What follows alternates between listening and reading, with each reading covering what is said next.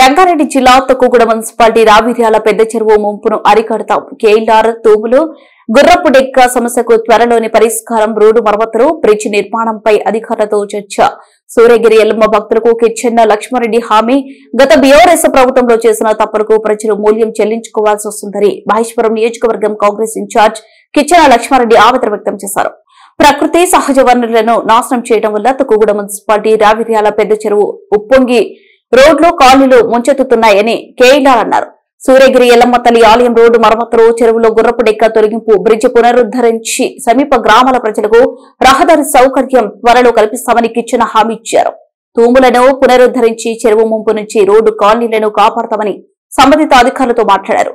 HMDA, ఆర్ఎండ్బి, municipal, ఇతర శాఖ అధికారుల సమన్వయంతో పనిచేయాలని లక్ష్మారెడ్డి కోరారు. రోడ్డు డ్యామేజ్ కావడం జరిగింది. ఆ సమస్య పరిష్కరించాం. ఇప్పుడు గుర్రపు డెక్క సమస్య ఉంది. హెచ్ఎండిఏలతో మాట్లాడటం జరిగింది. అది అతి తొందరగా గుర్రపు డెక్క పోయేటట్టుగా చూడటం, తర్వాత ఈ రోడ్ కనెక్టివిటీని బ్రిడ్జ్ పూర్తయిన దాన్ని కట్టియటం, ఈ రోడ్డు మొత్తం కూడా ఇమ్మీడియట్ గా రిపేర్ చేయడానికి ఆదేశాలు ఇవ్వడం జరిగింది.